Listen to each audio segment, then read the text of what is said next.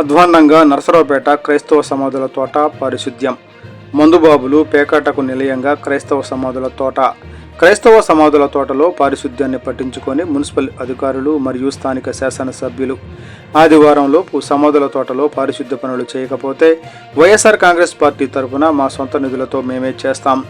YSR Congress party Palnadu జిల్లా కార్యనిర్వాహక అధ్యక్షులు డాక్టర్ శ్రీ గోపిరెడ్డి శ్రీనివాసరెడ్డి గారు స్థానిక క్రిస్టియన్ పాలెం వెనకవైపు ఉన్న ఎస్సీ సోదరుల క్రైస్తవ సమాధుల తోటలో పారిశుద్ధ్యం అధ్వాన్నంగా మారింది. క్రైస్తవ సమాధుల తోటలో పారిశుద్ధ్యం పనులను మున్సిపల్ అధికారులు కానీ స్థానిక శాసనసభ్యులు కానీ పట్టించుకోవడం లేదు.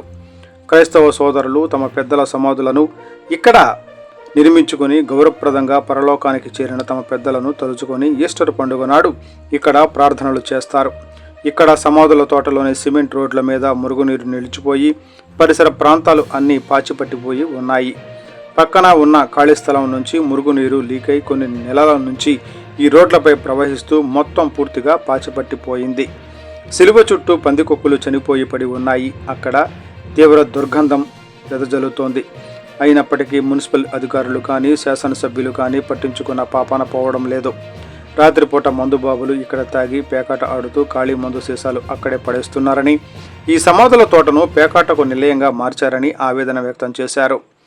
గత ప్రభుత్వం వైఎస్ఆర్ కాంగ్రెస్ పార్టీ హయాంలో సమాధుల తోటలో సెంట్రల్ లైటింగ్ ఏర్పాటు చేసి మంచినీటి టాపులు మరియు బోర్లు ఏర్పాటు చేశాము.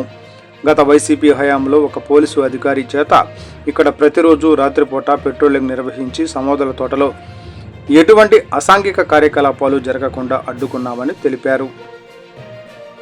ప్రస్తుతం సెంట్రల్ లైటింగ్ పనిచేయడం లేదు. టాపుల ద్వారా మంచినీటి చుక్క కూడా రావడం లేదు.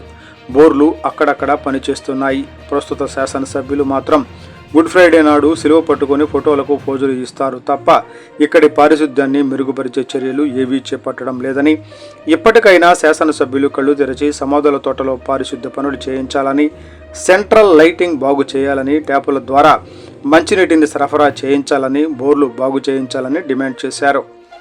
ఎస్సీ సోదరుల పెద్దల సమాధులు ఇక్కడ ఉన్నాయని, పట్టణంలోని ఎస్సీ సోదరులు కూడా ఈ సమాధుల తోటను సందర్శించి ఇక్కడి పారిశుద్ధ్యాన్ని పరిశీలించి ఒక మీడియా సమావేశం ఏర్పాటు చేసి తద్వారా పారిశుద్ధ్య పనులు వెంటనే చేయాలని మున్సిపల్ అధికారులకు తెలియచేయాలని ఎస్సీ సోదరులకు పిలుపునిచ్చారు.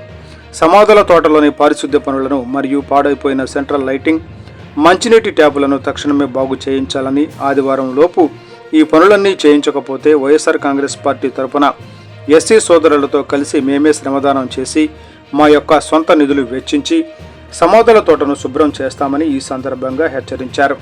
ఈ కార్యక్రమంలో పలువురు వైఎస్ఆర్ కాంగ్రెస్ పార్టీ నాయకులు, కార్యకర్తలు పాల్గొన్నారు. ఈ రోడ్డు కనీసం చివరి అంత్యక్రియలు వెళ్లే దారిలో కూడా ఈ విధంగా చెత్తను తీగిపోవడం చాలా బాధాకరమైన విషయం. ఈ రోడ్డును అసలు పట్టించుకోవటం లేదు మున్సిపల్ అధికారులు.